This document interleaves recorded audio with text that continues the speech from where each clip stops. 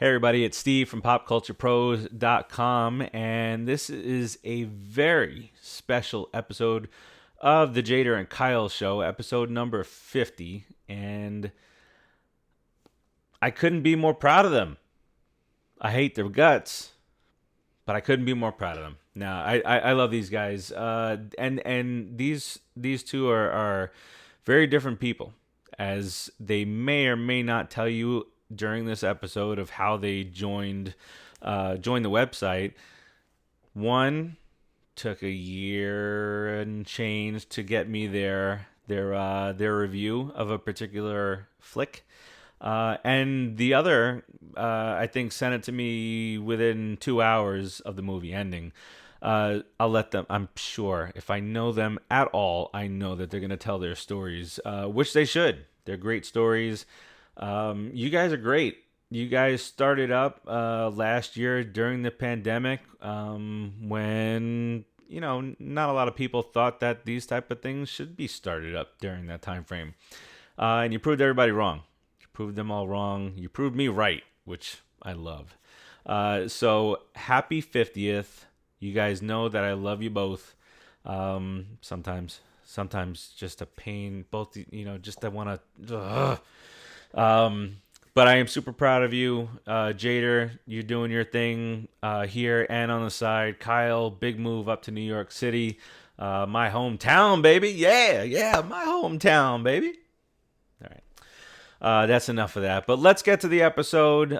These guys work hard. This time around, they're going to be discussing their 50th episode. Sure, tell a few stories. And talk about the Suicide Squad. Let's see how that worked out after clunker of 2016. But enough of me chatting. Thank you guys. I appreciate you so very much for being part of the Pop Culture Pros family, for being part of the network that brings joy to people. And that's all that we try to do here. And you guys help it. So appreciate you. Love you both. Can't wait for another 50 episodes so we can do this again on episode number 100. Peace out, everybody. We are back, everyone. Episode 50 of the Jader and Kyle show is here. Finally, we have reached the point that we've been dragging our way to for so long. I want to thank our boss, Steve, right off the top for that wonderful tribute he just gave.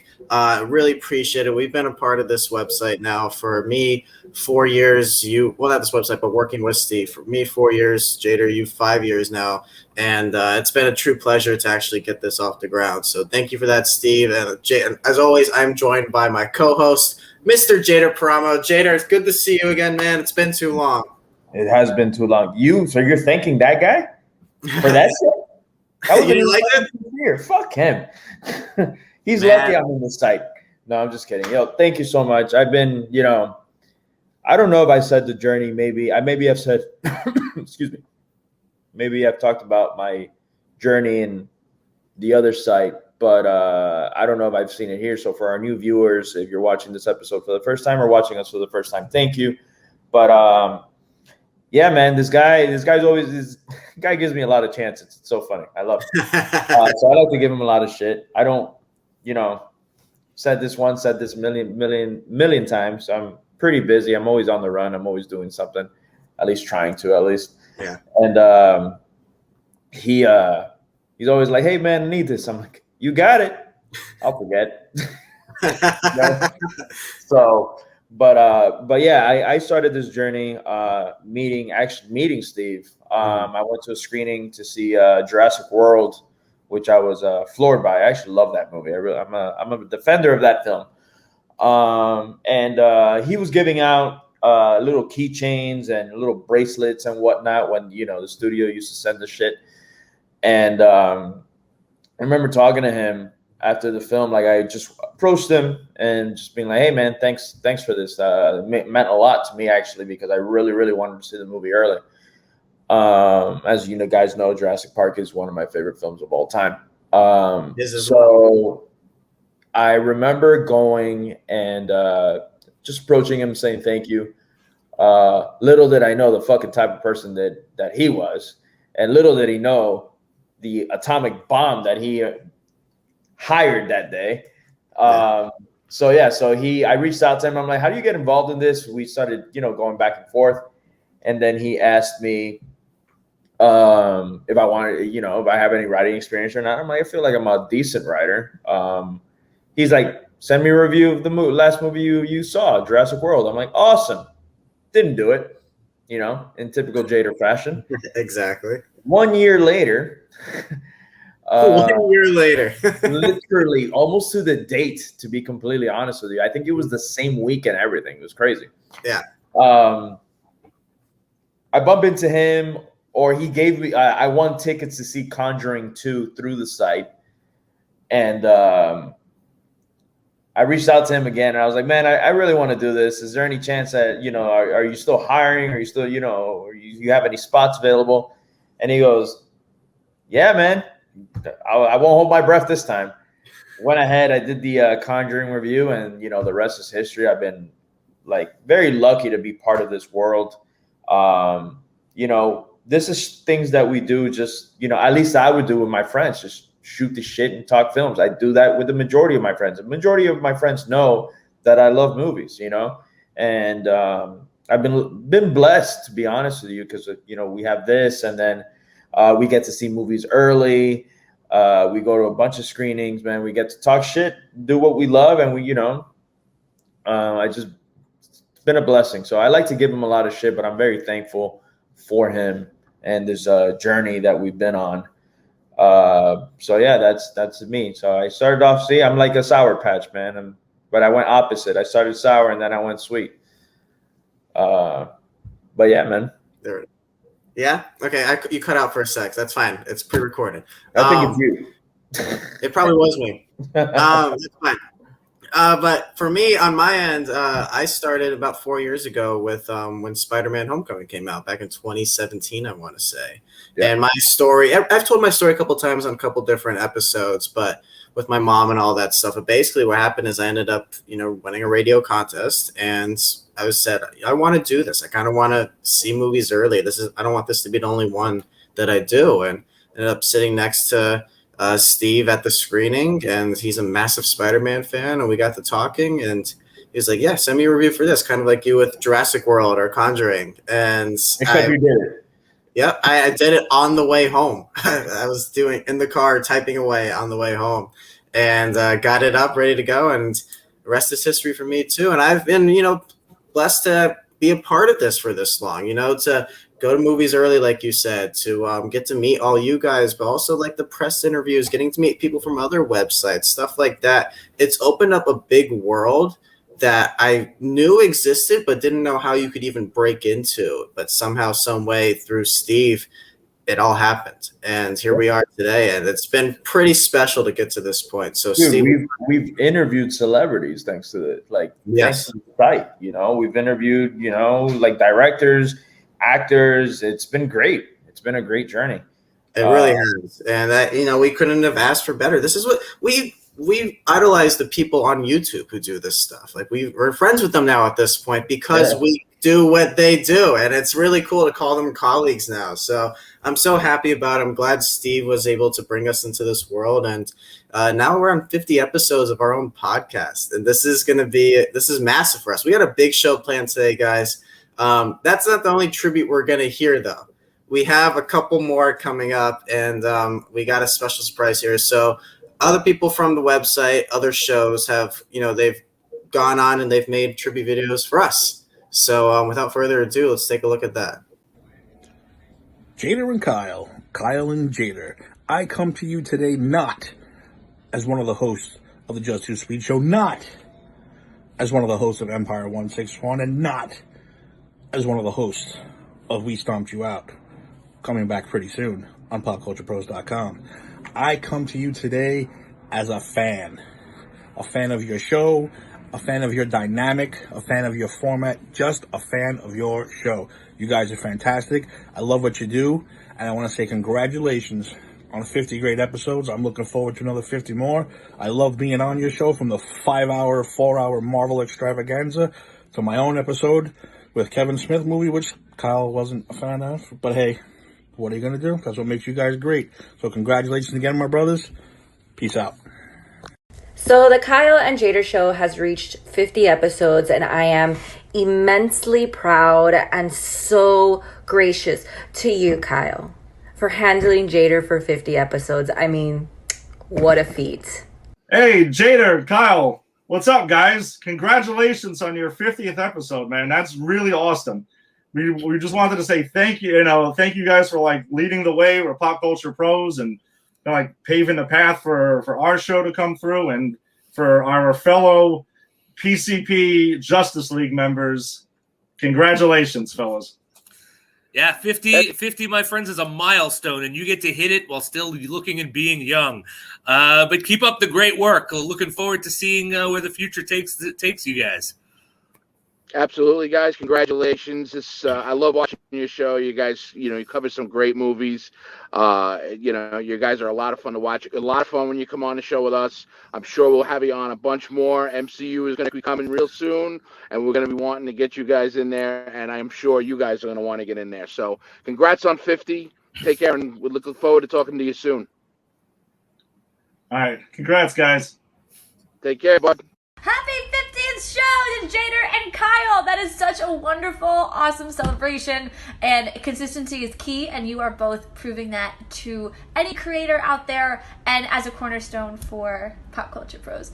Now, here's the thing. Kyle and I are going to be roommates. So I'm looking forward to crashing many a show. So get ready.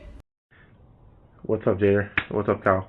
Hope you guys are doing well. Just wanted to take the time to congratulate you on the big 50 episodes of the Jader and Kyle show.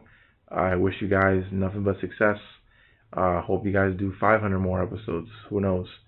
I know, Kyle, you have a lot of big things coming up. And Jader, I know you have a lot of stuff coming up too. Keep on working hard, achieving your dreams. And you guys always know I'm here to support you any way you can. All right?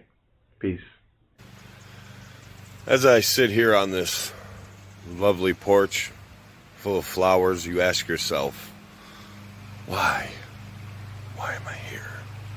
Well, I'm here to congratulate Jader and Kyle for 50 episodes right here on Pop Culture Pros. Congratulations, guys. That's a big time accomplishment. I'm real proud of you. I love working with you. I can't wait to work with you more. I don't have anything more sappy to say. Kyle, you need a new haircut. Jader, you're my man. Metal to the end. I love you, Kyle. I'm just picking on you. I got to pick on you, Kyle. But, hey, man, guys, from me, all my love, 50th, and we'll be seeing you soon. And Faraci and Bunker in love. In true put it in the books producer Joe fashion, coming to you live from behind Rodriguez wall, not on video. I just want to wish the happy 50th episode. Nice achievement, good commitment to Kylie and Jaden, and happy for you guys, and hoping that you sorry, Kyle and Jaden, and happy for you guys, and looking forward to 100 episodes, and Jaden and Kyle? That's really their names? Those stupid damn names. You know what? Happy 50th episode. It's one half of the greatest tag team duos on Pop Culture Pros. It's your boy Mello, Hollywood Dave, the showstopper, the main event, the hostess with the mostest. And I'm here to congratulate another tag team duo on 50 episodes. And that's none other than you, Kyle and Jader. You guys have done a kick-ass job. Congratulations on 5-0. Next stop is triple digits. Good luck, guys. We'll be watching. Hey, Jader. 50 episodes, man. I can't believe we've gotten this far. We've had a lot of big names on, covered a lot of great movies. I remember when we did a 4-hour episode when we had no idea what we were doing. So it's been a long time coming, and hey, I was in Florida when we first started, and now I'm in somewhere, I don't know. You can tell me where we are. But thanks again, man, and hopefully we get 50 more.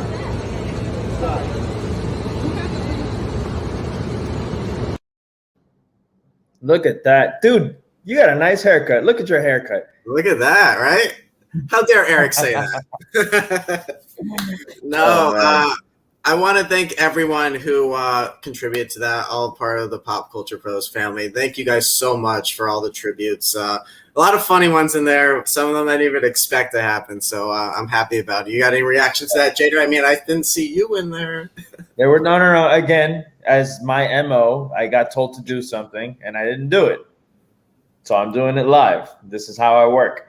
But honestly, man, it's been quite the journey. It's been awesome. This honestly all started through us being bored at home in quarantine, and you just reached out because I was getting the itch to record. You know, I wanted to talk films, even though there was not much to talk about in theater, which is what I was usually doing on my other show. And then we just, we always vibed, and we always had, even when we didn't see eye to eye in certain films, we always had that respect, or I completely disagree with you or whatnot, and we always had that. We always clicked when it came to that, even though I hated your little guts when I first met you. I mean, when I first heard you, little fucking pompous bastard. But overall, man, it's been an awesome journey, and it started off as us let's talk some films that people are forgotten, and then we'll talk new films, and then we, the Schmodown opened their doors to me, and then we, like you said earlier, we had people that we would look up to, doing what we want to do, basically what they're doing, right? And then they're on the show and just hanging out with us and talking films. And the infamous Marvel episode that was mentioned twice. It's been awesome, man. And it's crazy because, again, you have right now, you just told me literally you've been 13 days without a day off until today. Obviously, we scheduled the show today, not knowing that I had to be at work 8 a.m. and then class until 10 p.m. So I'm exhausted, man. But honestly, that little video, even chit-chatting right before the movie, you saw when I first logged on that I was like a zombie, and now I'm like, hey, I'm up. I'm ready to do this. Let's roll. Yeah. But it's, I'm just internally grateful for you, man. And out of our busy schedules, we still try to push these shows, and, we have fun. Like, out of 50, I can probably say I don't like 2 episodes, man. Exactly.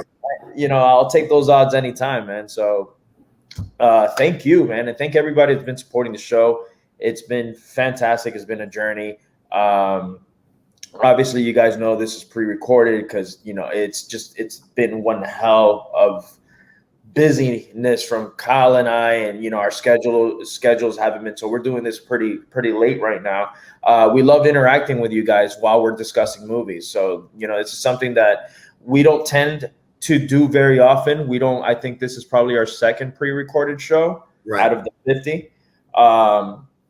But we love the interaction, and just thank you guys for tuning in, and to 50 more, dude. We're going to be around. I want to give a special shout out to a good friend of mine now, Hannah Jennings, who recorded that video for me. I promised I would shout her out in the show. So, Hannah, there you go. It's been fun, guys. And we've had such, I'm really excited for this episode. We got a lot more planned. We're going to be diving into The Suicide Squad, which is a movie. That's background, as you can see in the background. Yep, you can see it right there. I wore a Suicide shirt.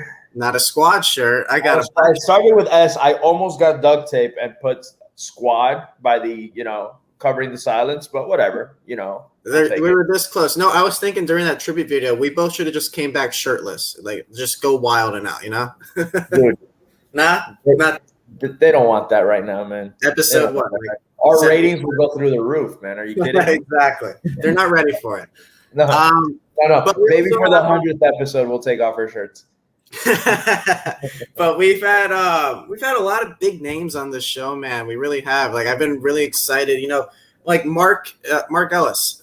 He's going to be here in New York performing literally in like a month and a half, which is so cool. So it's like to know that he was on our show is just a cool little bonus. And then not to mention all the other big names that have been on. So people like Jeff Snyder and William Bibiani and Alex Miranda, who hosts like one of the biggest shows in Miami. So it's cool, man. We've had a lot of great people who've been on this, who've just been super down to chill and just hang out. And we've had recurring guests. It's just shooting the shit, man. This is what we do. We pick a movie, we dissect it, we dive in it, we hate it, we love it, and we make jokes out of it. What works, what doesn't work. It's just this is just a hangout spot, man. If you like movies, come hang out. This is what it is. And one of our guests that we've had on the show was also in the tribute video, and he wanted to stop by live, but not live, but also live. If you want to say this is live, to say hi and say a few things. So please welcome a guest that we've had on multiple times now at this point, who is one of my favorite guests to have on. So please welcome back Mr. Timmy Tabala. Timmy T, welcome back, sir. Gentlemen, congratulations. Let me just say 50 episodes are tight. Just like Jader was talking about it. Hey, I watched that too, Jader. I like it. That's a good show. Gentlemen, congratulations. Wow, this is awesome. Wow. Yes. No, we're so happy to be here. And like I can feel the energy from you, Jader, right now too. Like at the beginning we were both tired. It's like, all right, let's just do this. And now it's there. Now we're like it's like we never lost that magic. We appreciate the kind words, guys. That's because my tribute video had to lead off. It led off and set the tone. Exactly. I had to do it. I wouldn't take it any other way. If Tim wasn't first, I don't want it. Thank you. See, I know. You got to tell the boss that more often. And Tim, actually, wasn't it the boss that let us off? No, we like completely shitted on what he did. And he's like, what the fuck? And Tim, man, I live in the same city as you now. When are we getting together? We've been trying to plan this out for a little while now. What's going on? Yeah, you and Gia got wacky schedules. I'm that Monday through Friday guy. You guys have those wacky schedules. So, but like I said, I texted you guys. I said, I'm off next week, so I'm down for whatever you guys want to put together. I'm good to go. I can't wait to meet you guys. Hang out. We got to do some kind of stupid video to put on the page. Something. Exactly. We got to do something to put on there. So I think it'll be hysterical. Maybe like Pop Culture South meets Pop Culture North, or the meeting of the minds or something like that. We'll see. It's all just combining. Oh no, you already had the pizza. Never mind. I was like, record Kyle having pizza, New York pizza for the first time. That is what pizza did you have, Kyle? Though. What do you mean? What pizza? The best, Papa John's. Oh, of course. That's not pizza. Man, we should have got with the Office joke, be like New York's best pizza, Sbarro's. No, she took me to this place called Bellucci Pizza, which is on our street. I guess it's owned by like an ex-criminal, and there's some story behind it that she told me about. So, and it was really good. So I enjoy it. My work gets us pizza every Saturday, so that's always nice to come into. It's the same pizza, but it's always good. You'll run into Jader. One day when you're here, you'll notice that and there's pizza in every corner, and almost all of it's great. So I plan on eating all of it. So. Yeah, we have a couple good spots over here you have to try. I think they blow the other places away, but that's just my personal opinion. So we'll see what happens. See, I'm not a pizza snob yet, but I'm sure once I go back home to Vero at some point and eat something like for a vacation, eat something there, it's just going to be worlds apart. It will be, because bad New York pizza, I would say, is better than the best Florida pizza or any other state pizza. That's just Florida. I'm not just picking on Florida. Best Florida anything's not a high bar, I've noticed since I've been here. The only pizza that New York pizza can probably never beat is Chicago deep dish pizza, because we all know that's the best. And overrated. Who wants all that dough? Come on. It's just empty carbs. I just know how New Yorkers feel about that shit. So, hey, pizza. You know what's funny is that the first time Tim and I were supposed to hang out, we ended up having to reschedule because he had tickets with his son for Suicide Squad, the movie we're actually talking about today. So it's gonna. So Tim, before like Jader and I start talking about the movie, Tim, I want to get your initial thoughts. Did you like this movie, right? Yes, I did. The way I described it the first time when I was talking to Eddie and those guys, I said it was extremely dumb, but in a very good way. Yeah. And that's only because the spoiler alert. I know the starfish. The starfish threw me off. The starfish threw. I didn't know about the Staros, and so when I first saw it, I was like, "Is this what we're doing? Is this where we are? A giant starfish kaiju?" I was like, "Come on!" But it grew on me, and then I kind of understood, And then what? It's James Gunn. It's got the soundtrack. It's got the humor. It's got the action. Yeah, so I enjoyed it a lot. I did. It was a lot of fun. It works, man. I know we use that word "fun" all the time, but sometimes that doesn't mean good. But it was very good and a good ride, a good fun ride. Yeah, I agree, man. I initially got to see this movie a little earlier, about a week before it came out.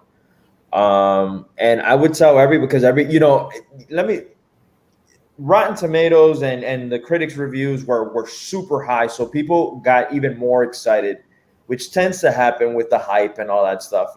I've even heard some friends of mine say that it was better than the first Guardians movie, that it was like the best James Gunn movie ever out. That's not crazy. That's not well, that's what I'm saying. So to each their own. There's some people that still stand by it, that love Suicide Squad that much, right?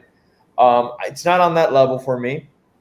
I loved it though, and I thought it was just it was fresh. It was a breath of fresh air compared to what we've gotten in the DCEU, right?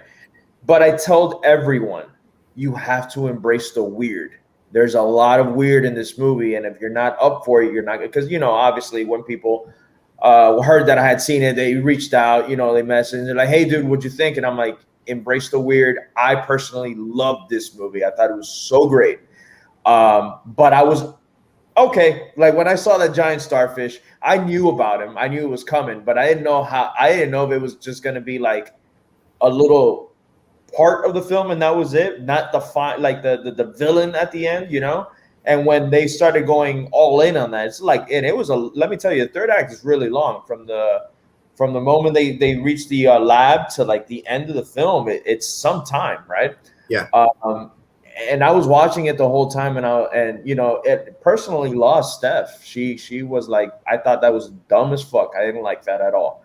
And for me, I was like, dude, I dug it, man. I thought that was really, really cool. It was done in true James Gunn fashion. If anybody was going to do anything weird, it's going to be James Gunn, and he makes it work. And he gives us, we're going to jump in obviously categories and specifics and all that, but he just gave us, I felt like, funny as hell, violent film that still had a lot of heart, a lot of humor. It was a full package for me. And some people thought it was corny as fuck and didn't like it. And they were like, dude, how did you like this shit? And, some people were like, top 3. I think personally for me, it's in the top 3 best DCEU films, personally. So go ahead. So Tim, before we let you go out of here, I'll ask you a couple questions about this movie. One, is it better than Wonder Woman 1984? Oh my God! The first 3 minutes were better than 1984. Don't get me started, Kyle. Don't get me started, Kyle. I said that. I actually said that to somebody because the opening. What was the opening of Guardian of this movie? What was it again? It's where they get the first spot out. Michael Rooker. Yeah. And I said, oh yeah, Michael Rooker's sitting there with the bird. I said, already better than Wonder Woman. Already better. I'm already enjoying myself more than Wonder Woman already. So yeah, definitely much better. All right, and who would you say your top 5 characters from this movie? Because, like, for me, when I was going through, I'm like, I love this character, but this character. Make it harder. Top 5. That's like the whole cast, bro. All right, top 3. Top 3. All right, go for it. King Shark, Peacemaker, and I gotta go with Polka Dot Man. He had me actually laughing. He had me laughing because let me tell you something. That character, when you find out that character actually exists in the comic book world, you're like, wow, somebody was scraping the bottom of the barrel. Yeah. Polka Dot Man, really? And then I used to make jokes all the time. My go-to guy was Polka Dot Man. Who you want to see Batman fight? Polka Dot Man. Who should Superman fight? Polka Dot Man. He should be the next villain in Aquaman. Polka Dot Man. And so when I heard that he was actually going to be on screen, I was like, oh my God, this is going to be fantastic. The next guy has to be Condiment Man, right? Isn't there a Condiment Kid or a Condiment King? He's got to be on the next Suicide Squad, definitely. So those are my top 3. Okay. All right. So, Jader, you and I will get into our discussions with Tim. I want to thank you so much for hopping on, man. Your tribute video was awesome, and we're definitely going to have you back again soon. And I'm going to see you soon. We're going to make this happen. I hope so. But let me tell you real quick. I thought this right here was somebody standing behind me. I was getting ready to swing. I thought somebody was in my house. I was getting ready to turn around. But no, definitely, guys. Anytime you want me on the show, I'm there. I said I didn't lie. I am a big fan of you guys. I look forward to watching you guys. And can I just make one special announcement? Yes. It's coming. It's coming. Shooting the Sith. It's coming. My Star Wars show is coming. It got picked. It's coming. It's coming soon. I'm just very anal about the format right now, so I'm going over it in my head. But I got a couple guests lined up, so we're ready to go. I'll let you guys know. And of course, I want you guys on there when it first happens. And that's it. Anytime you want me, I'll be there. You want to do a 7-hour Marvel marathon? I'm there. I want to do your least favorite Star Wars film, and we'll discuss that shit, like deep dive, like the movie you hate the most. I could do that. So hopefully it's not the one I hate the most, because then the movie I hate the most is kind of like your least favorite kid. You love him, but he's still your kid, so you gotta you gotta take care of him. So absolutely, I'll definitely do that. A little sneak peek for you guys coming to the channel.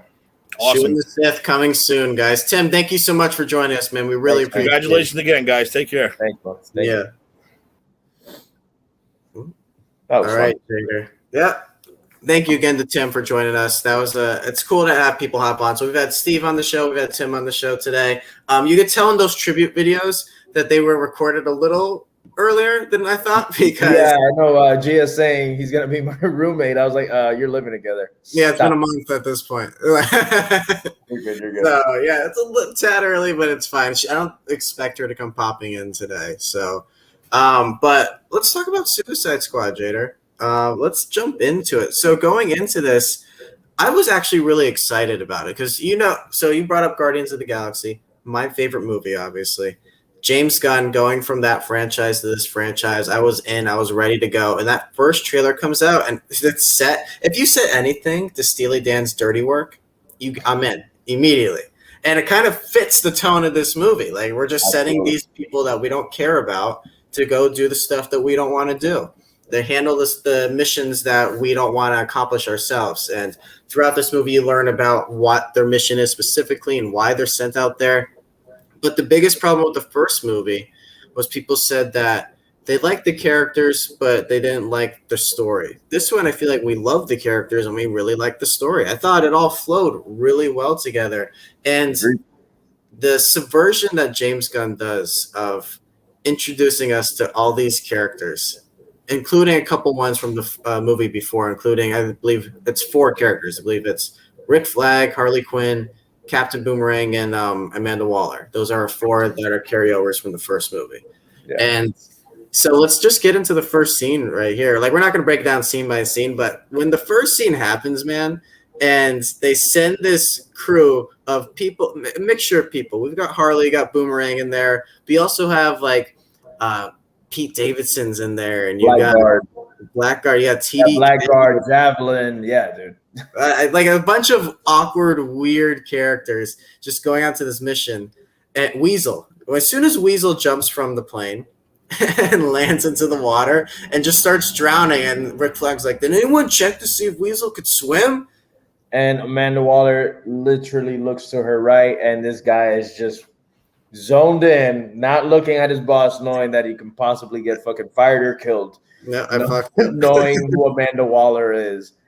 But so talking this scene is kind of talking one of my category picks. I don't know if you want to just jump on it. All right. So I don't want to do the categories yet if you don't feel, but I'm just gonna mention it right now. No, let's do this. So this is your best scene? Best scene for me is the opening to this film. Go for it. I just love how much they set the tone, right? Mm-hmm. We're obviously getting into spoilers in this, but seeing, Michael Rooker in the very first shot, a James Gunn regular, we see him all the time. It's funny. Look at where my hands are compared to on the corner there. You see it? Yeah, look at that. Yeah, poke it out. So we see Savant, right? Is Rooker's name in the film. Right. So you see him, and he's there, and he's doing the ball thing. And then Waller comes in, explains to him, mission, which we saw in the air one, when, instead of having the intros like that or whatnot. Yeah. You get this intro, and the camera's really focusing on Michael Rooker, right? Yeah. So you're there, then you get, Weasel and Captain Boomerang, and then you have, again, Rick Flag, TDK is there, Javelin, this like alien looking lady. What's her name? I know it. I swear to God. It's Mongol, I want to say, or Mangol, something like that. Yeah, man. I don't know. There's a couple other ones. Blackguard, like you said, Pete Davidson's character, Weasel. So there's a lot of just people we've really never heard. If you're just hopping into a comic book movie, there's probably a lot of characters you've never heard of before in your entire life. Yeah, they had a couple. I saw like Kaleidoscope was in there, and I was like, "Holy shit!" Like little thing. Yeah. So Mongal, that's her name. God damn it. The whole time I'm like Mon something. Mongal, right? So, you get introduced to them very quickly and whatnot. Then you have the little funny bit about what the hell is Weasel, which I found hilarious. Mm-hmm. And, you have Pete Davidson freaking out. There's a werewolf. Like, all that little exchange, you're like, all right, this is setting up the film for the Suicide Squad, this and then that. And boom, you have Weasel jumps out, drowning. Then some shit, like, they're like, what the fuck? You're cracking up as this is going down. And then all of a sudden, just chaos. Yeah. Chaos happens, which is something that I called. I just didn't see it happening right away. As soon as I saw how many people were in this film, I'm like, there's no way in hell that they're going to be able to concentrate on so many characters, especially having that, if you see that first trailer, you see name, like, boom, boom, boom, boom, boom, boom. And you're like, holy shit, that's a lot. The first thing I called when I saw that list of characters, I was like, half of those fucking people are going to die. Well, you see the tagline too, which is "Don't get too attached." Yeah. Yeah. And it's another thing that if you watch James Gunn films, he likes to kill fucking people off, man. I don't think it happened much in Guardians because, Marvel did the whole, so it didn't happen there, but just that tone for me where that happens, and we see Saban's character freak out, Michael Rooker, who I thought was going to be one of the central characters of this film, spaz out, swims out, not goes to shore, goes the opposite end and just tries to just run away. Waller, just like in the first movie with that threat, blows his brains out. Yeah. Credits with blood and brains. And I'm like, fuck yeah, this is what we're watching. Mm-hmm. Then we get introduced to our central characters, title card. That's how you start a fucking movie. So for me, as much as I love this movie, and I love so many scenes throughout this film, seen it 3 times now. For me, it's my favorite scene. I have a very close second, but just the tone that he takes, like, strap in because you're in for a hell of a ride. Mm-hmm. That for me was.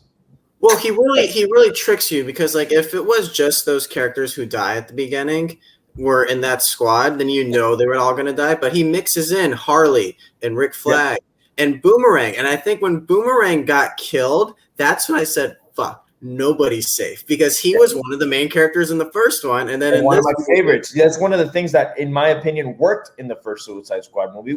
Given the obvious of, Margot Robbie killing it as Harley Quinn, Will Smith being Will Smith and working. But surprise character, somebody that I feel like if we're gonna give this award, based on our awards, but like the Mahershala Ali award for me would be Captain Boomerang in the first film because he was so great.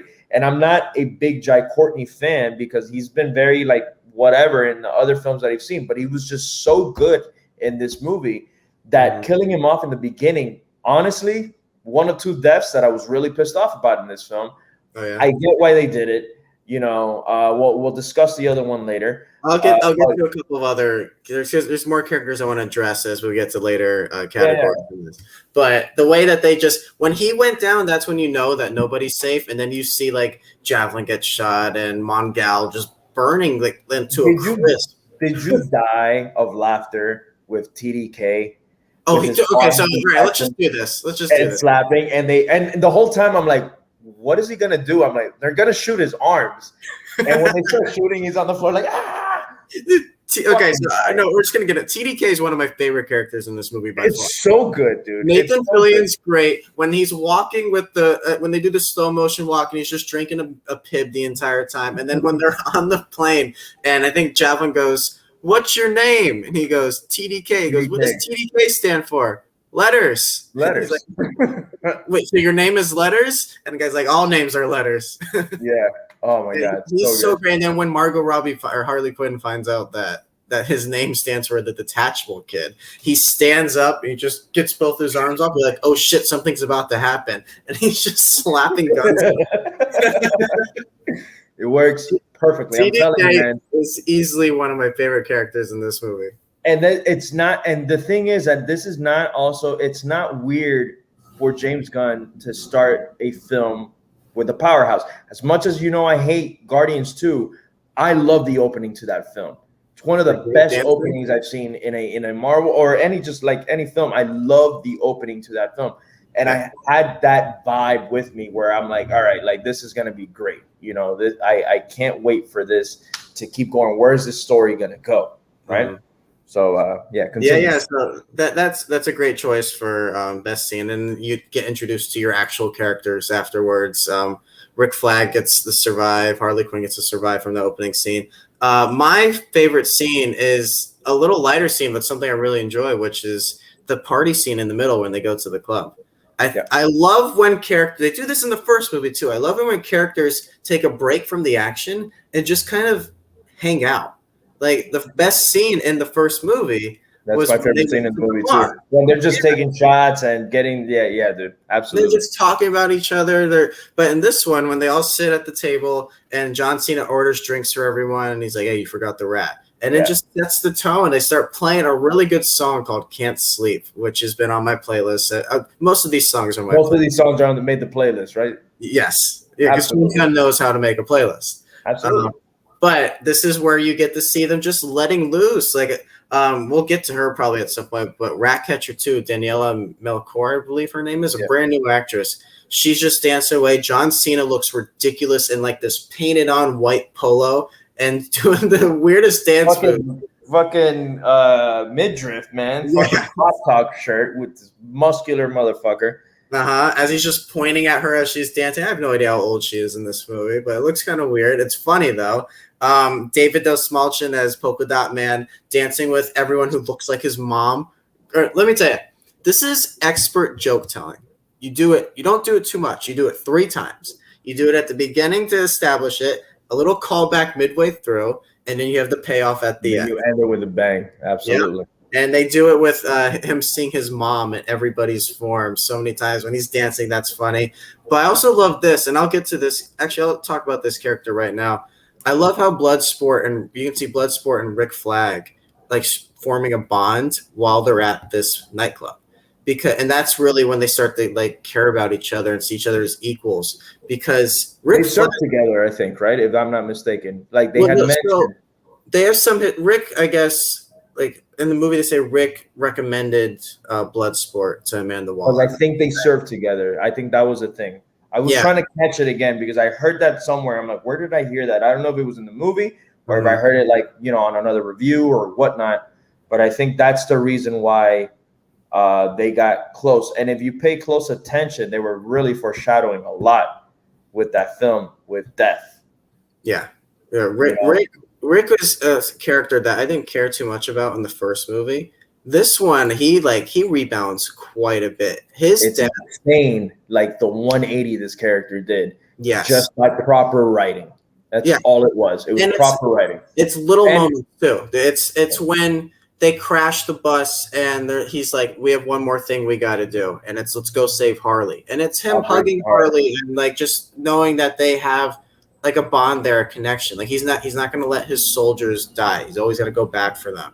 And him and Bloodsport just laughing with each other, having a beer in the bar. Right before they cheers, he goes, "Might be my last drink." Yes. And you're like, what the fuck? Like, I obviously you don't catch that the first time. When you see it the second time, you're like, what the fuck? It was right there. It was given to us, And then I know we're going to be jumping back and forth. I think we're discussing more characters and where they went. But that it pissed me off because I wanted to see more of him. I was like, man, he's doing, and obviously I don't know if you heard, if you read, he's in trouble right now. He has sexual allegations of rape right now. So I had no idea. It's pretty shitty, man. It's kind of breaking news. I think it broke like 2 days ago, 3 days ago. Probably like late last week. Late last week it broke, which sucks, man. It sucks. But what was nuts to me is because I heard that, I'm like, that if it's true, this fucking sucks. But at the same time, it's kind of like James Gunn saved his ass because he doesn't need to worry about this character no more. No, he doesn't. I'm not touching on that subject because we don't know what's going on. I'm just hearing about it for the first time. Not touching on that subject.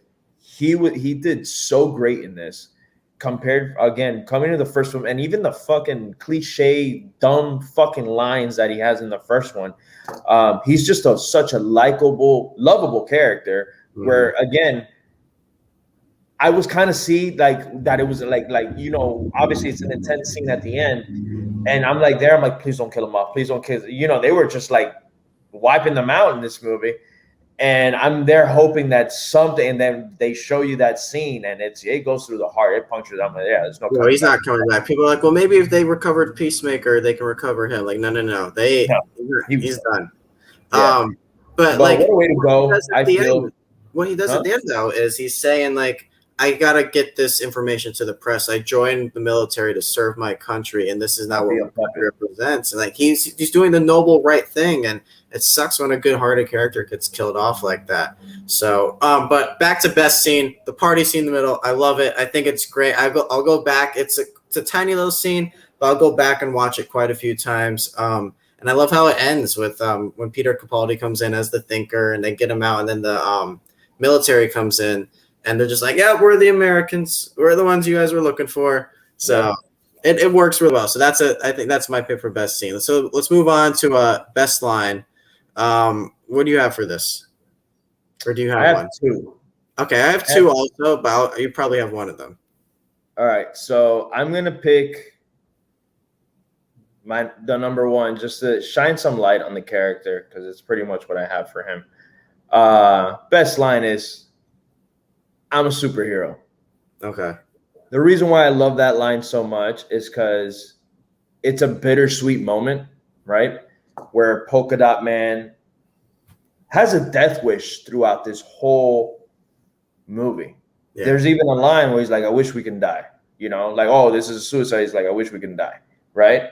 And then you see, and which for me, it's personally for me, my favorite arc of the film, where it's just, again, Tim throwing this obscure character out there, right? How he mentioned, who should Batman fight? All this shit. Yo, you hear Polka Dot Man, you're going to laugh. You do who the hell is Pokemon Man? You Google him. What's up? John Cena makes a joke about him in this. Like, what's he do? Throw polka dots at people? Polka dots at people, exactly. Mm-hmm. Right? So you have this character that's obviously very laughable, very meta in the film, that they even laugh at him in the film, but just in real life, like, who? What? Get the fuck out of here, right? Yeah. You have this character that starts in this journey. You're going through it with him, and his arc is just going up and up and up, and you end up he's becoming one of your favorite characters, hands down. I don't care who you are, because you have so many people who their favorite characters. I guarantee you he's in the top 3, because it was a surprise hit. They just wrote this character so perfectly.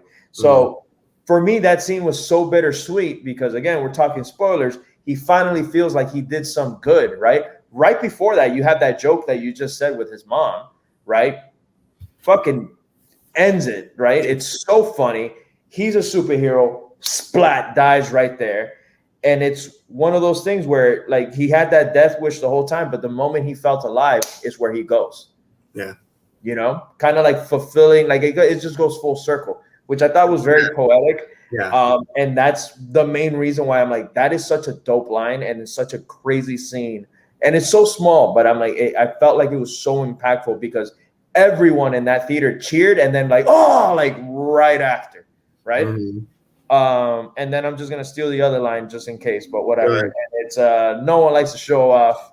Oh, okay. So we have different ones. Showing off is dope as fuck. Yeah. Fuck, that's true. Which the reason why I want to bring this shit up is because that was the runner-up for favorite scene, is when they were peacocking each other. Yeah. I thought that was done so perfectly.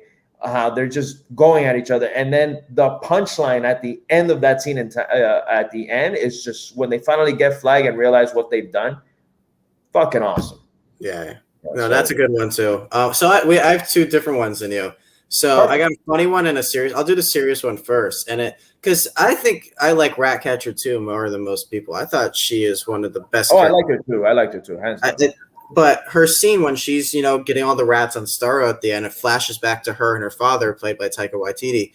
And he says, yeah, and she says to him, "Why rats, Papa?" And he goes, "Rats are the lowliest and most despised of all creatures, my love. But if they have purpose, so do we all." So do we. So Yep. we all are. And that's James Gunn's metaphor for all these characters that in comic books you probably wouldn't care about, but he threw them in this movie and made us care about all of them, every single one. We talked about like Boomerang going early.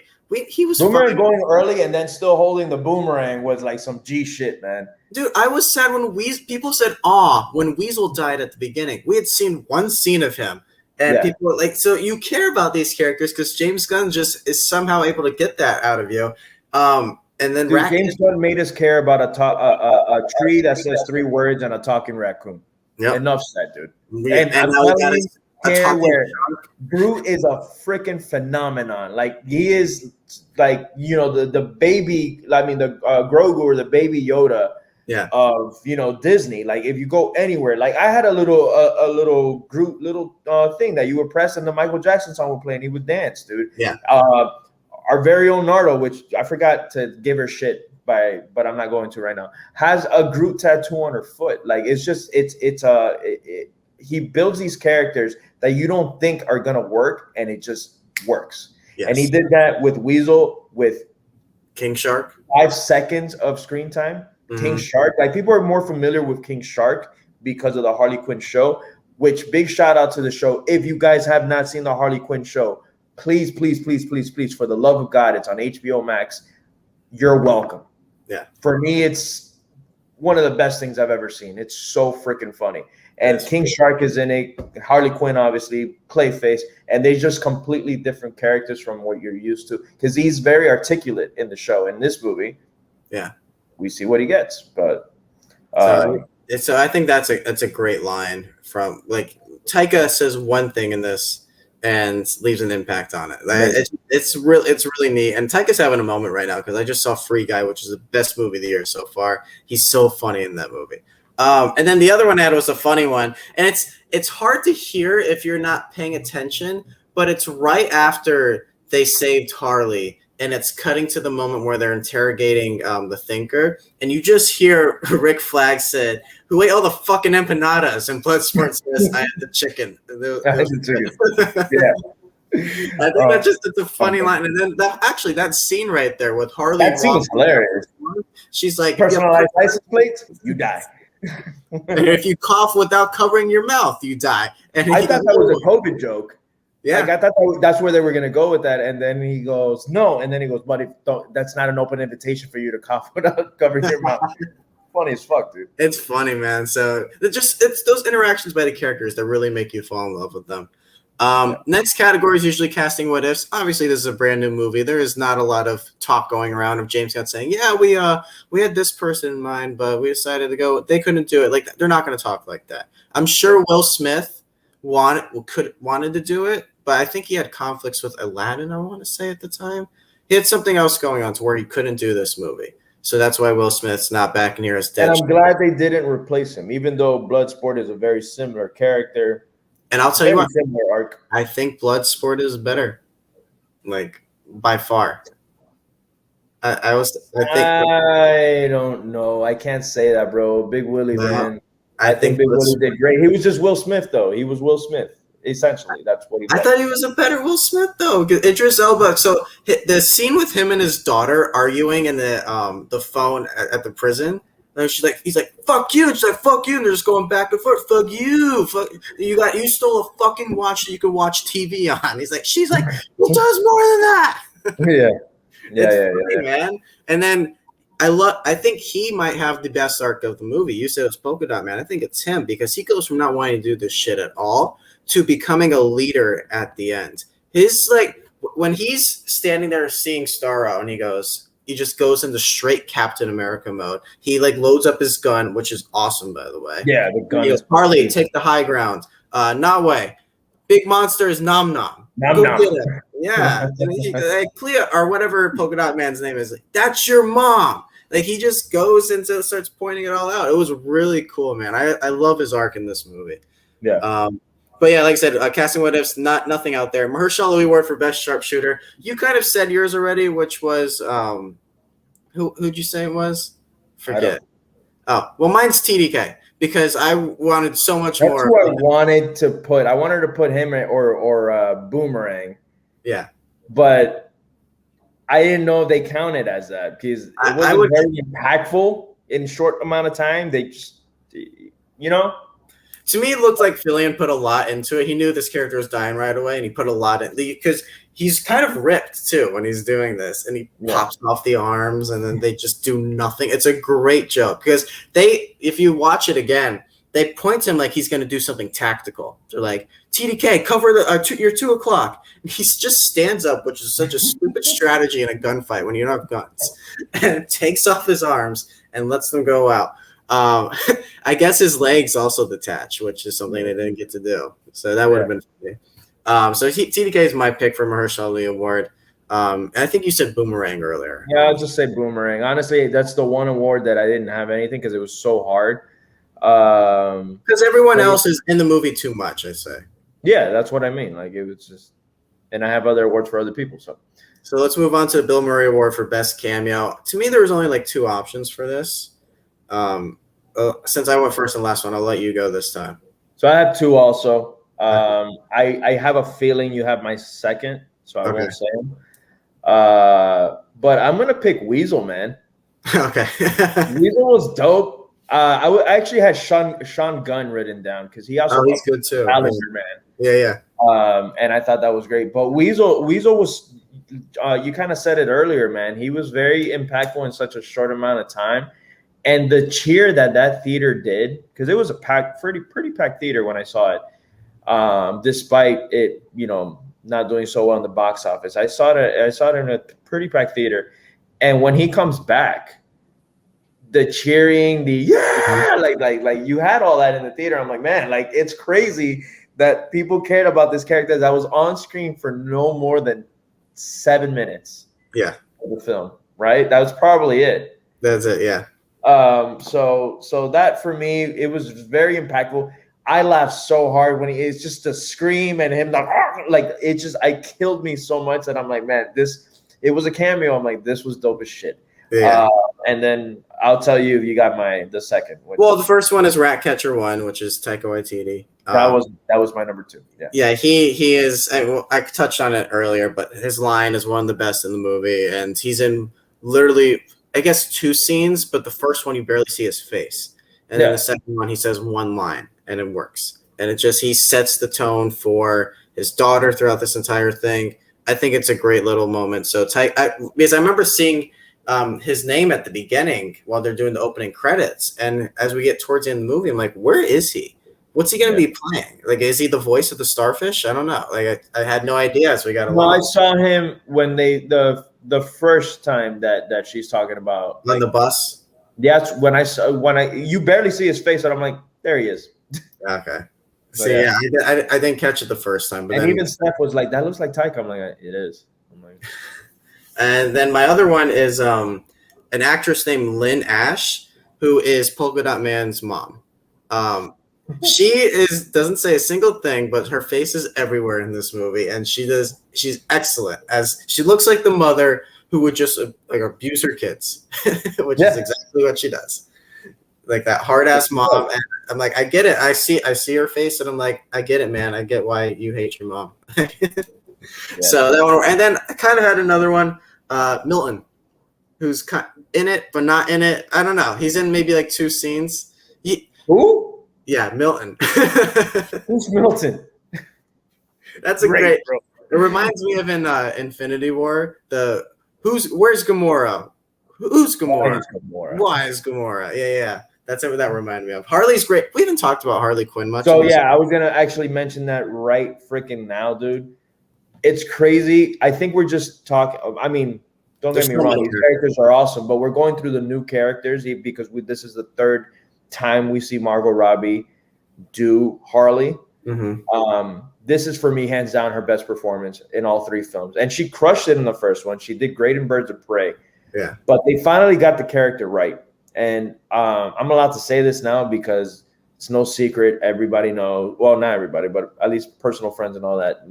My girlfriend's favorite character of all time is Harley Quinn, and this has been since she's been a little girl, since she discovered her in the Batman animated series. She knows everything there is about this character.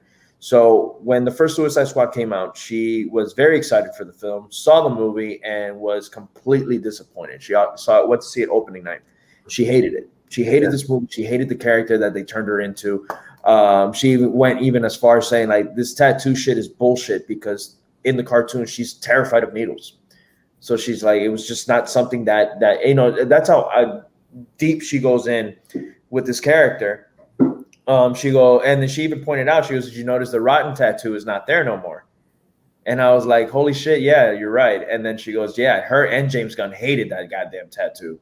Because, and then she was just gives me little fun facts about this character, right? Yeah. And this movie ended, and like I said, like she liked it. She didn't love it as much as I did. She had major problems.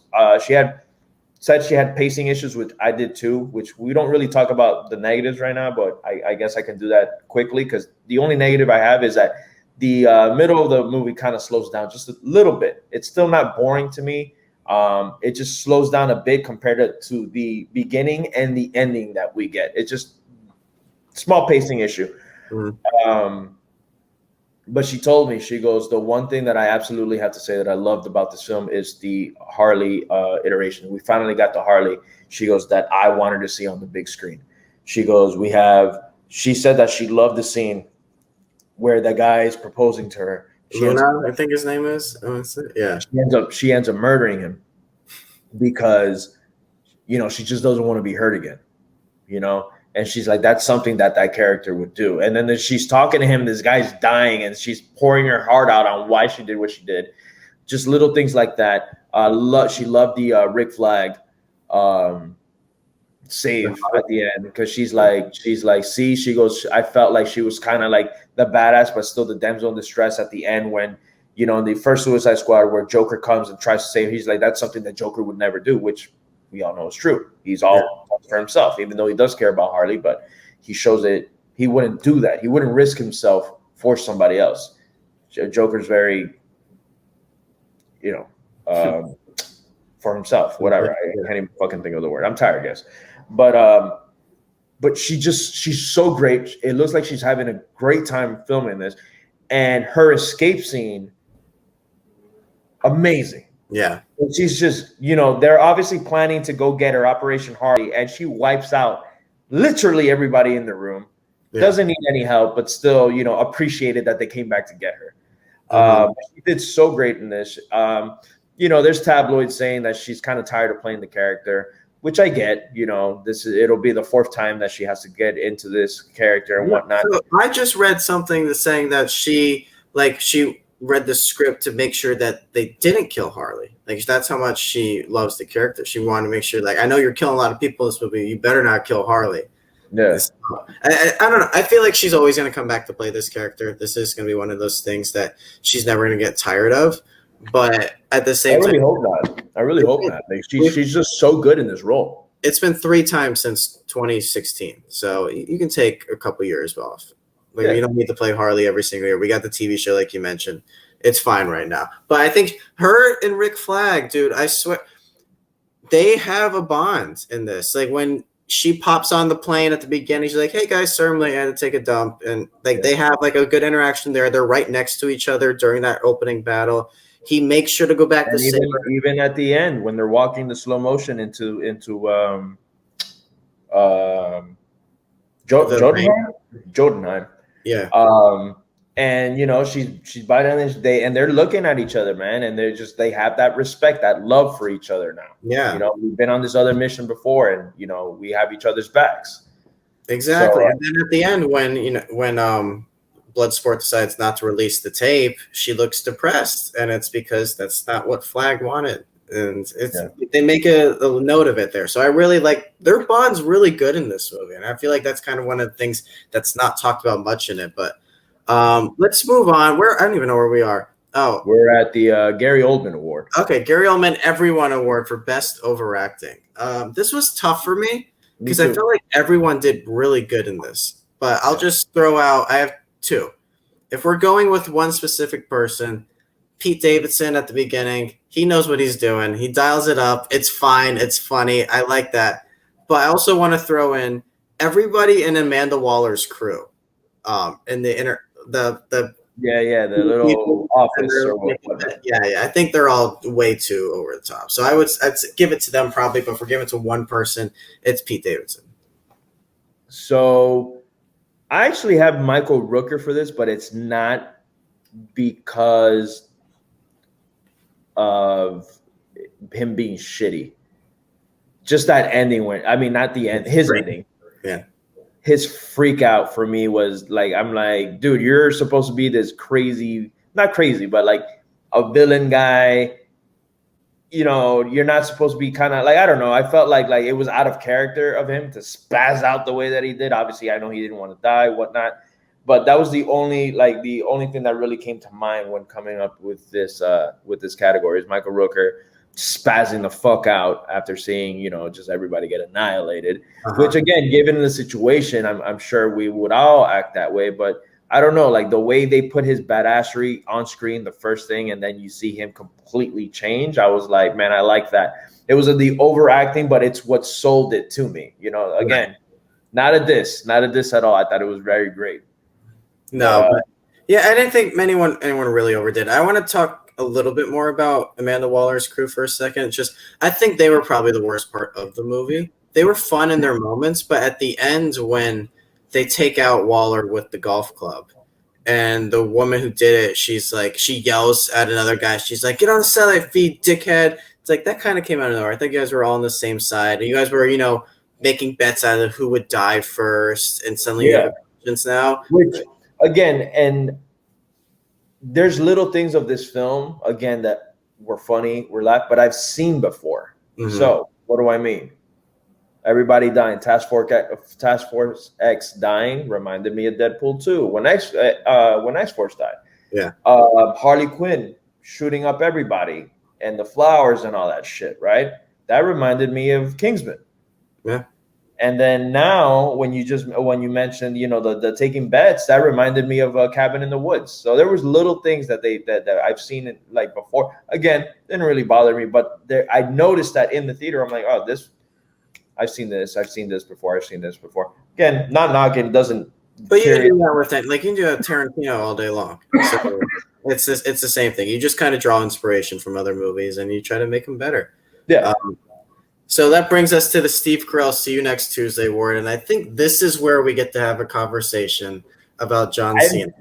I didn't pick him. No. Wow. I wanted to, but I have him for another award, so I was going to talk about it. Well, let me say this then. I love John Cena in this movie. I think he's great. I don't get the knock against him. A lot of people don't like him for some reason. It's just I don't like his character choices so far, but I'll get into that in a little bit. I think he's great in this movie, man. I really enjoy him as Peacemaker, this douchey, extreme Captain America almost. He's an extremist, yeah. Yeah, who's like basically Bloodsport calls him out and says you use peace as an excuse to kill people, and he has a bloodthirst. Like all of his kills are the most violent, I feel like, in the entire movie. When he takes axes and just slashes people in half. Oh, that scene was brutal. I think, but as far as his character, this is the Steve Carell See You Next Tuesday award.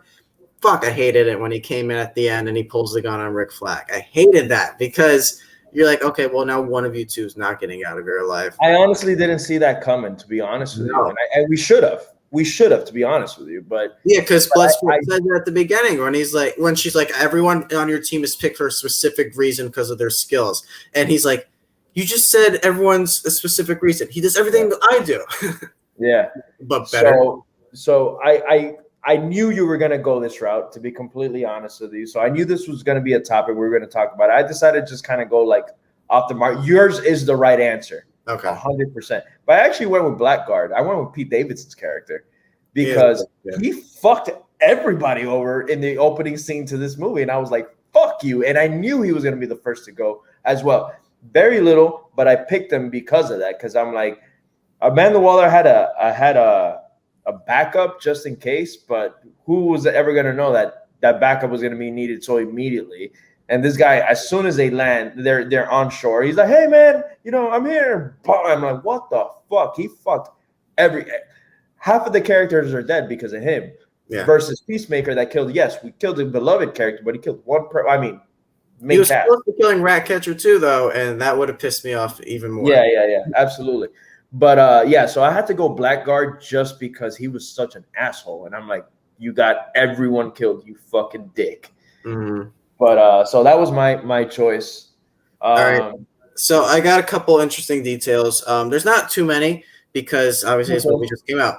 But there is stuff in the press that they said before. Margot Robbie actually did the scene where she takes the keys with her toes and unlocks them. Did it herself. She did that herself. Yeah. James Gunn's like, yeah, we just insert the stunt double. And she's like, no, I got it. And she reaches up and does it. And he was pissed off because there's this little garnish right here that's blocking her face. So you can't see that it is her, even though it actually is. So, Margot Robbie is just killing it right now. Warner Brothers, when James Gunn first pitched this story, said, you can do whatever you want. Just make sure you bring back Harley Quinn. That's the only character we want you to bring back. And I feel like that was already in his plans. Yeah, for sure. Why not? Why wouldn't you bring the best part of the movie? Exactly. So, of course, she comes back. And then there are two characters that were created specifically for this movie who did not exist in the comic books before. Do you know who these are? No. TDK, the Detachable Kid, and Ratcatcher 2. Holy shit. They were both created specifically for this movie. When I saw TDK, I honestly thought it was a play off The Dark Knight. Oh, yeah? Yeah. So when they say TDK, I'm like, was he like the pretend Dark Knight? Is that what they're trying to go with? And then it was the Detachable Kid. So that's pretty cool. That's a nice little fact there. Next will be for Apex Mountain. So this is our next category. I had nobody. I did. Is this John Cena? This is John Cena's category, man. Okay. Hands down, his best film, his best performance.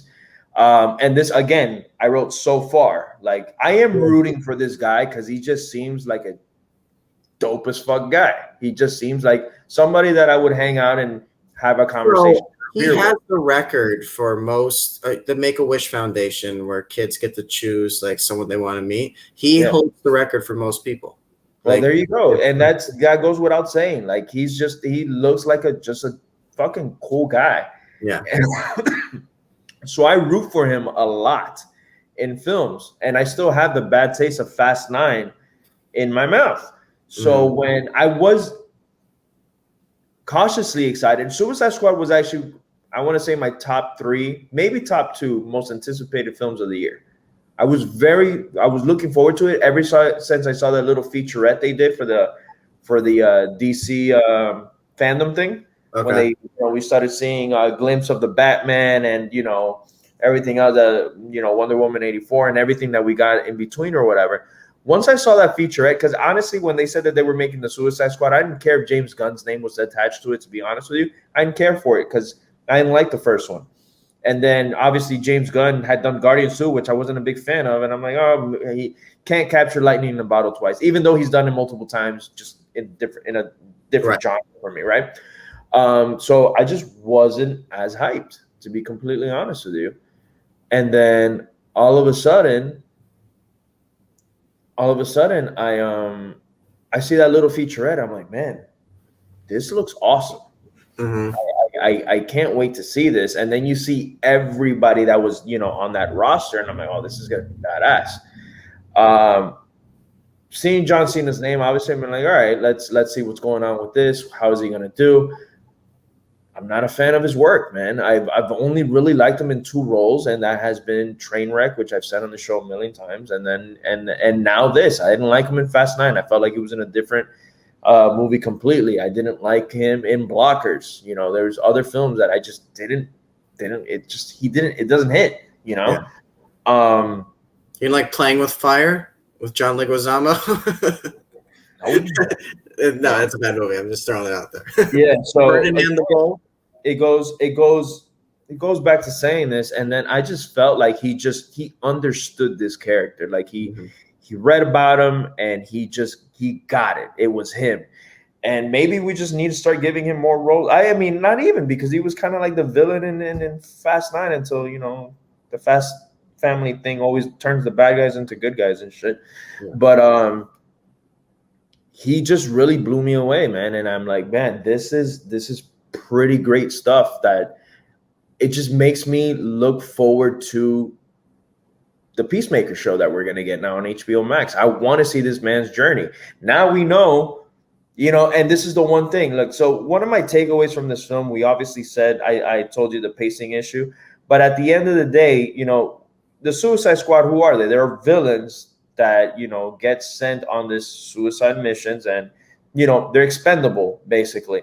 But both films, we've never really seen that double crossing shit until now. Like really double crossing, Yeah. And that's what I feel the Suicide Squad is or should be, where you have, we're on this mission, we have this, but, at the end of the day, these are villains. John Cena did just that and killed a character that we all wanted to survive to the very end. So again, understandably so, why he should have gotten the See You Next Tuesday award when you gave it to him. I agree 1,000% on why, because that moment versus what Pete Davidson did in the beginning of the film, and I know I'm kind of like bashing my own answer, was just that much significant. And you're like, holy shit. And at the end, that post-credit scene, spoiler alert, I mean, spoiled the shit out of this movie already. But when they're like, we pick somebody up in the rubble, part of me was wishing that it was Rick Flag, even though I knew the Peacemaker show was coming and I knew it was going to be impossible. But part of me was like, please let it be Rick Flag, because I really want to see him in a third entry of this film. But it's him. We know it's coming because of the HBO show, which, like I just said, looking forward to seeing that show. So for me, if you can give me a better role that he's done, I'm all ears, or anybody else. Not yet, and I feel like that's why I didn't put him on. But if we're playing that game, especially after what you told me earlier, I think Joel Kinnaman would apply for this award, because this might be it for him if these allegations are true. Even though I think he's a fantastic actor, and he just needed the right roles, the right director, and it's what happened here. Might be the Apex Mountain for Starfishes, or is that Patrick Starr? And I think Patrick Starr is gonna hold that. Still got it, brother. All right. How about assholes? How about people named Milton? I don't know, man. Al Pacino in the Devil's Advocate. So Milton doesn't even get it. What about villains that no one? What about Polka Dots? Maybe. I feel like there's a polka dot thing. Apex or polka dot. Yeah, I know. We're probably not thinking deep enough, man. Those are some deep cut answers, I feel. But yeah, man. I mean, again, I'm not mad at it. I'm not. I hope this isn't Cena's Apex. I'm just saying it's Apex so far. Well, if you go down the list, like Idris Elba, no. Like, Idris Elba's a fantastic actor. He's probably got so much more coming. Margot Robbie, I think she's amazing, and like she's great as Harley Quinn. And I feel like, remember when we did that show with Chance, where we did best superhero portrayals, and we had to do the 5, or we had to like pick 7 and make it to the top 5 and all that. And I had nominated Margot Robbie, and you guys were shitting on that answer. I think it's pretty good now. Right? I mean, she is one of, like, could you imagine anyone else playing Harley Quinn at this point? Probably not. Probably not. So, she kills it, man. She kills it in the role. So, yeah, you got Michael Rooker. It's now Viola Davis. It's now Joe Kinnaman. Maybe. Nathan Fillion. No. Jai Courtney. No. I'd give it to him in the other one, if anything. Yeah. Pete Davidson. No. Sean Gunn. No. Margot Robbie. No. Who else? Idris. No. Yeah, you can just David the Small Chim. Like, I feel like he's like, I don't know. Maybe David the Small Chim's got stuff coming for him too. I feel like he is, man. I don't know, and I loved him in Prisoners. Sly, no. Are you sure? Sly, no. Dude.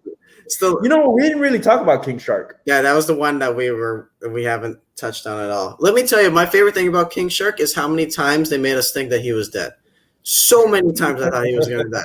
When he starts to try to eat Ratcatcher 2 and Idris just shoots the shit out of him, like, okay, he's dead here, which leads to a funny John Cena moment where he's just in his tidy whities. I love that. Tidy whitey scene is pretty fucking funny. But man. King Shark getting shot up there. There was the moment where he falls out of the building. No, he's getting eaten by these tiny little Those jellyfish. little things, yeah. And you're seeing red, dude. Yes. Like, red. And Like, I'm Jaws yeah. eating Yeah. that kid. He goes from that to falling out of that building. I don't know how many stories. Slams. Just splat, right? Still alive. Then they shoot him up like crazy. Yeah. Still fine. Then the building falls on top of him. He's good. All right. And then, big monster's Nom Nom. The big monster throws him into another building. I thought he's dead there. That same building collapses on top of him. And then he's there at the end. So great. Maybe like 7 times I thought he was dead. Oh my God. And he actually has one of the funniest lines in the movie, which is where he's like, I'll wear a fake mustache. Yeah. And he But drops yeah, that. man. So yeah, there we go. And then last award, right? Yeah, who won the movie? Who won? Yeah, I'm gonna let you go first. And this is for me, Bloodsport. I think Idris Elba is great in this, man. And not after the first viewing would I have said him, but after the second viewing and then even the third one, that's when it really clicked for me that like this movie doesn't work without Idris Elba. Viola Davis says at the beginning, I'm going to make you a leader. And he has that steady arc to becoming one. At the beginning, he's mad at his daughter for getting caught for stealing stuff. And now at the end, he decides that I'm going to save this city that has done nothing for me. They tried to kill me, all this stuff.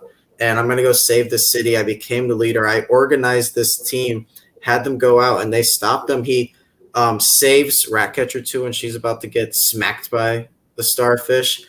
And that's in the scene, man, when he's got his gun and he keeps just taking pieces out of his thing and loading it up with that. It looks like Iron Man's technology. Yeah. That's awesome too. And then at the last shot you see in the movie, he has this fear of rats the entire time. And then Sebastian the Rat, also a great character. Yeah. Sits on his lap and he just pets it. I think he is just this awesome, solid movie star that carries this thing from beginning to end. None of these interactions work without Idris Elba. If you think about it, he's tied to everyone. Him and John Cena have this great rivalry. Him and Rick Flag have a good buddy relationship. He becomes friends with Harley. Because he looks at Ratcatcher 2 as a daughter. He has his own daughter. He has like the King Shark and Polka Dot Man look to him for advice and stuff throughout the entire film. He's the central figure, and he's going back and forth with Amanda Waller the entire time. So I think Idris Elba just kills it in this. I think Bloodsport's an awesome character that I would have never thought of before this. So I go with Idris Elba as Bloodsport. Not bad at all, man. I love that.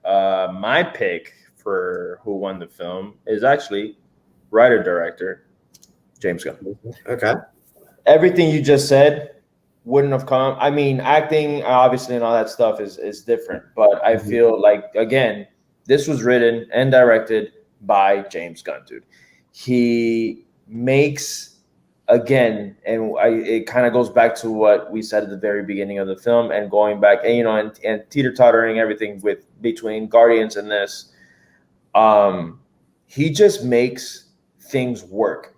Choice of music, choice of characters. Like, he's gonna pick the weirdest shit or songs that you don't even think of and just have you jam to them. He did that with Guardians. He did that with Guardians 2, and he's doing it again with this movie. And he's done it with other films. Yeah. And I just see, like, again, like the writing is so top notch. I don't know how much of that is improvised, but James Gunn is a very fucking funny guy. So I wouldn't be surprised if a lot of the writing was originally him, or maybe some things, obviously, some actors improvise and whatnot. But I feel like the majority of it, I don't know, if it feels when you're watching this film and you've seen his work and you've seen other work where he's not even a director, he's just where he's just a writer on projects, you see kind of like the same humor. And so I have like very strong feeling that he had a lot to do with this again. For me, man, like everything that you just said obviously works because Idris is that caliber of an actor, but I feel like, the leadership and everything was James Gunn's vision at the end of the day. So for me, I feel like he won, and he won big because he was fired from Marvel, picked him up here, and now he's back at Marvel. Yeah. You know, I don't know if they got a peep of the Suicide Squad or what it was, man. But I'm so glad our boy is back. As much as I shit on Guardians 2, I am rooting for 3 so bad. I want it to be just just a little bit of what the magic that he had in part 1. I know that you disagree and you'd love that second film so much, but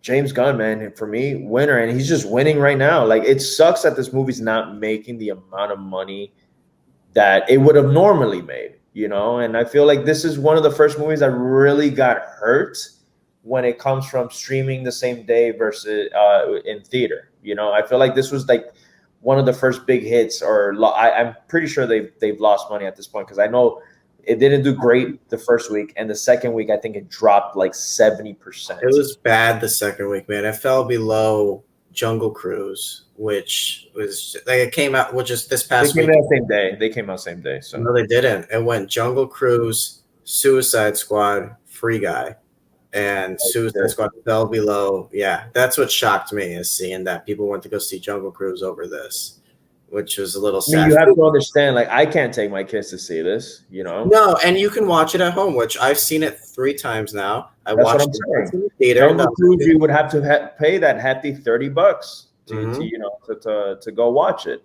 Again, it works for a family of 5, but if you're going on a date night or whatnot, and some people again might hear that the obscure jellyfish is taking over, and they're like, "Fuck that! I'm gonna go watch this action adventure movie." Which again, we haven't dogged Jungle Cruise, but I had fun watching that movie. I really, really enjoyed it.